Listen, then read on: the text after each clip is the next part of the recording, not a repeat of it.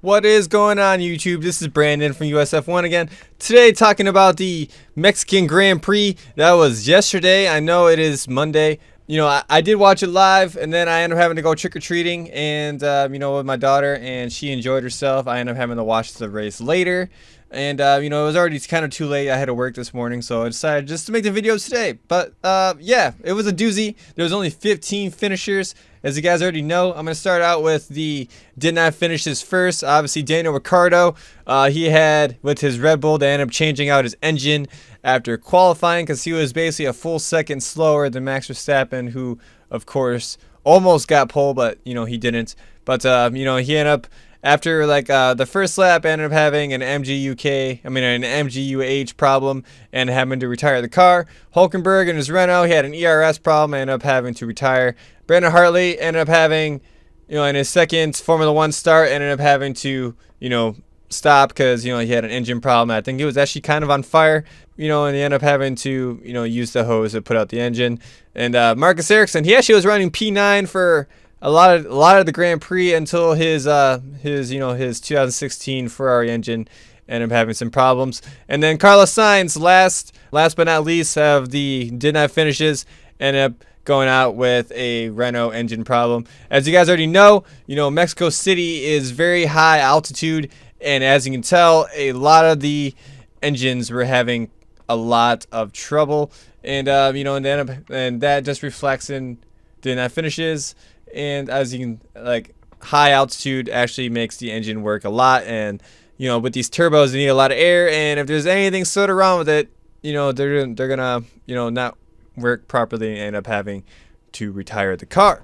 Roman coming P15, he ended up in lap 11, he and Alonso got a little bit mixed up, which forced Roman wide onto the curbs and ended up damaging his floor, and and then after that his car sort of seemed way off the pace afterwards, and I think it just overall screwed up his aero package, and Roman just couldn't control the car and put the car back on pace. Unfortunate for Roman, unfortunate for Haas in general, for the number one guy theoretically. Hopefully for better results in Brazil. Pascal Wehrlein, he was he was not looking as good as Marcus Ericsson throughout the entire day, but Marcus ended up, as you already know, ended up having to retire, and ended up coming P14. Pierre Gasly, Hartley actually looked somewhat better than Pierre most of the day, but he ended up coming P13, and Hartley ended up having a DNF. And then Stoffel Vandoorne ended up coming P12, one lap down. It was sort of a a non-issue kind of day. He sort of just disappeared from the race, and P12 for Vandoorne. And then Felipe Massa coming P11, the rounding up the last of the non-points paying finishes. With being plus one lap, and coming way behind Lance Stroll, which is kind of weird to see the the role reversals where Stroll looks a lot better than Massa. But as you guys already know, Max Verstappen ended up taking the race win, third win overall, and at Daniel Kvyat's expense. Every single time Daniel Kvyat has been demoted, Max Verstappen has won, and that's kind of amazing to see. Congratulations to Max for the race win at Mexico. Great drive overall. Of course he had him, Lewis, and Vettel ended up having a three-way fight for the lead in the start of the race, start of the Grand Prix. Vettel ended up losing part of his front wing twice, and everyone gave flack for Vettel for not backing off, or saying Vettel is a little bit dirty driving, but saying, because obviously, as you guys already know, once Vettel chipped his front wing the first time, he ended up sort of running into Lewis Hamilton, and he ended up cutting his right rear tire, Lewis's right rear tire, and he ended up coming all the way back to P20, and then Hamilton worked his way back all the way to end up securing the World Drivers title for his fourth overall. Congratulations for Lewis Hamilton. Pretty sure the car did a lot of the work, but I'm not gonna go into that today. But congratulations, Lewis Hamilton, for your fourth World Drivers title. It seemed kind of easy for you to get near the end of the year, just Ferrari to sort of seem way off the pace at the end. And then Valtteri Bottas coming P2. Kind of a decent result for him. He didn't really seem in contention for anything though, and he just sort of got lucky that everyone sort of took themselves out. Kimi Räikkönen P3. He looked kind of mad at the the podium celebration. All the music started, and Kimi was just not even reacting. It was drinking from the champagne the entire time. Vettel P4 ended up overall not being good enough to keep his title contentions in the wind, but it's over now. Now maybe he can relax, and maybe he can get a race win at the end of the year at Brazil. Esteban Ocon, he actually was P3 for a long time during the Grand Prix. Ended up coming P5. Ended up beating the homeboy Sergio Perez.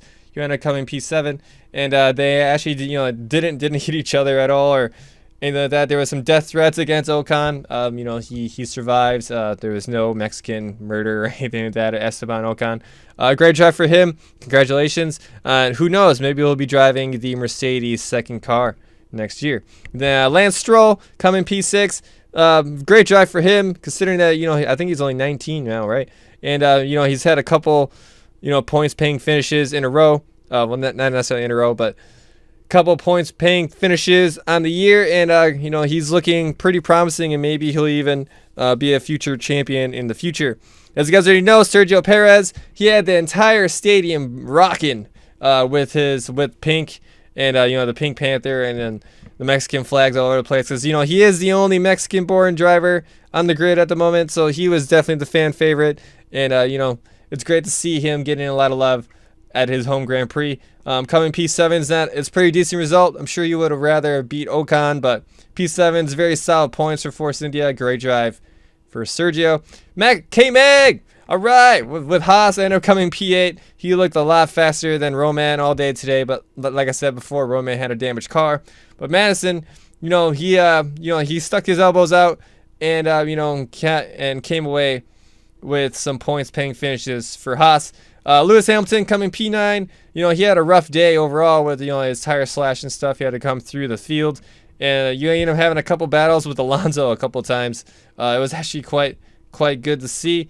Hamilton started mixing it up in the midfield, and he just couldn't get past all the lap cars, and Verstappen ended up just having to cruise for an easy win, but Hamilton just had a bunch of problems, and coming P9, but ultimately though he had a last laugh in coming with his 4th World Drivers' Championship at Mexico.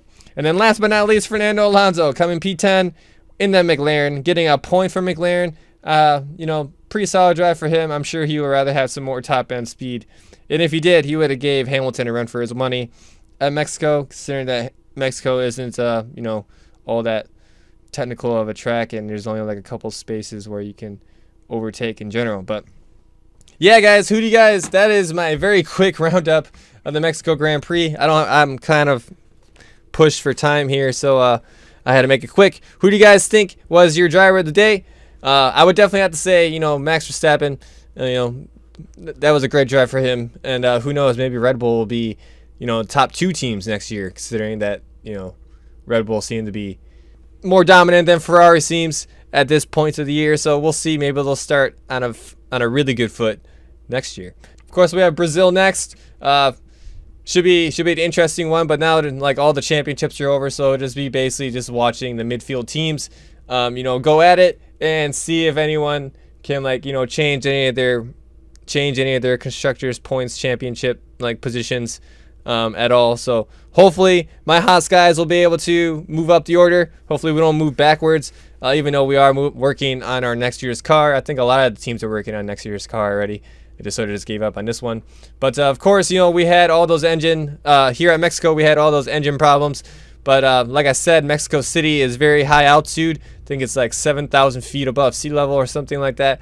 It's definitely in the mountains, and that sort of kills airflow. There's not a whole lot of air to go around for all the parts at all times. So yeah, it's definitely a tough track to be able for your car to handle the run all weekend. But we will see if people can change their luck at Brazil. But until then, guys, thanks for watching. Subscribe if you're new. Slap that like button for the Mexico Grand Prix, for Lewis Hamilton winning his 4th Drivers' Championship, or Max Verstappen getting a win on the year. But yeah, guys, thanks for watching. I'm Brandon with USF1.